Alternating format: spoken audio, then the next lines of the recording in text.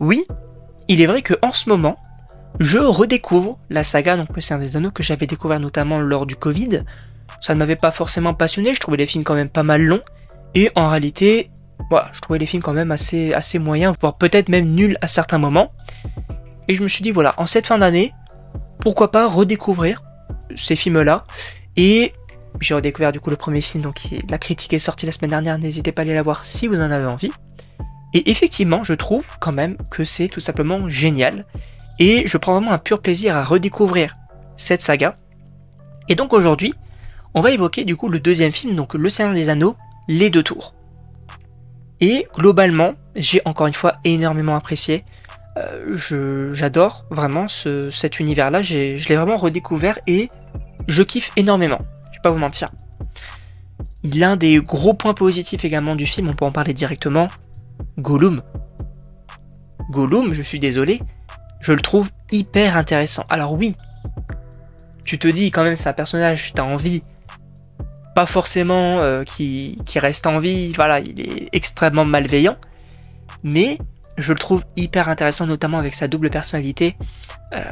Pour rappel, enfin je pense que vous le savez si vous regardez cette critique, mais oui, c'est notamment donc Andy Serkis qui le fait, en tout cas qui fait du coup la motion capture, lui qui avait déjà fait donc César dans La Planète des Singes. Je trouve qu'il est parfait pour faire du coup la motion capture.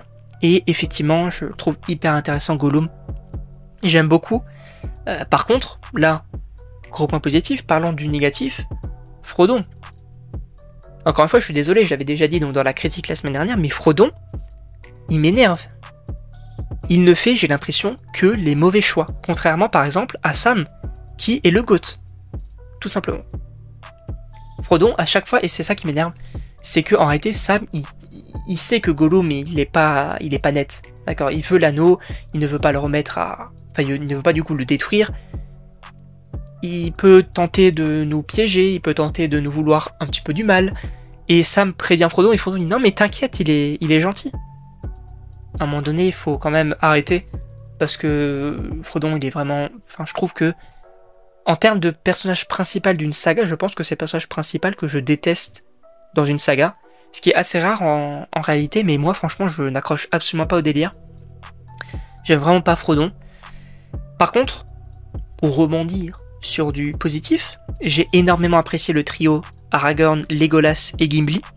Franchement, j'aime énormément, notamment la rivalité par exemple entre Legolas et Gimli, qui est très cool.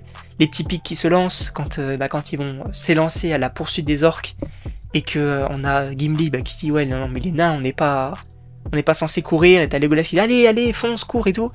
Je trouve ça assez sympa, vraiment j'aime bien. Ce trio là il fonctionne il fonctionne très bien, il n'y a vraiment aucun souci. C'est aussi ce film là le retour de Gandalf, et non pas Gandalf le gris, mais Gandalf le blanc. J'ai pas forcément très bien compris, je vais pas vous mentir, c'est une sorte de résurrection entre guillemets, mais voilà, il y a Gandalf qui est de retour et qui est un petit peu montré bien évidemment comme le sauveur, que ce soit du coup le trio, donc Aragorn, Legolas et Gimli, qui vont poursuivre un petit peu du coup les assaillants et vont tenter donc de retrouver les deux hobbits, et qu'on a Gandalf qui dit non mais là les hobbits ils vont bien, suivez-moi, il faut qu'on aille régler certains problèmes. Et également notamment lors de la guerre, puisque oui, on a une guerre qui est extrêmement bien réalisée, qui est extrêmement bien faite selon moi. Vous savez, c'est la guerre, je me souviens plus du nom, mais vous savez, c'est le fort là dans une sorte de montagne. Je trouve que c'est extrêmement bien fait. Les 10 000 orques qui arrivent, tu te dis mais ils ont aucune chance, et pourtant ils se défendent plutôt bien. Vraiment, pendant la moitié, ils se défendent vraiment bien. Tu dis ils ont peut-être une chance, mais au final quand tu fais des plans larges à la fin, tu dis non mais en fait il en reste quand même 9000. Donc à un moment donné, voilà, c'est compliqué. Et j'aime énormément cette guerre là, je vais pas vous mentir, j'étais vraiment à fond dedans pour le coup. Et encore une fois Gandalf qui du coup vient un petit peu donc les sauver.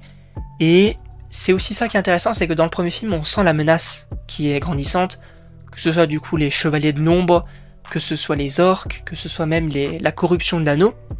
Là, tu sens un petit peu moins la menace et tu sens qu'il y a une possible bonne fin entre guillemets, quelque chose de positif qui peut arriver.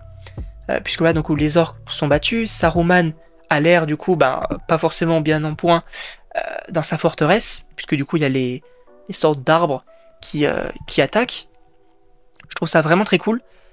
Donc, le seul point négatif qui peut, enfin, le seul antagoniste qui peut renverser un petit peu le tout, c'est peut-être Gollum, en réalité, mais encore une fois, je trouve ça hyper intéressant. Donc, j'aime vraiment bien ce côté également, du coup, des protagonistes qui reprennent un petit peu le dessus.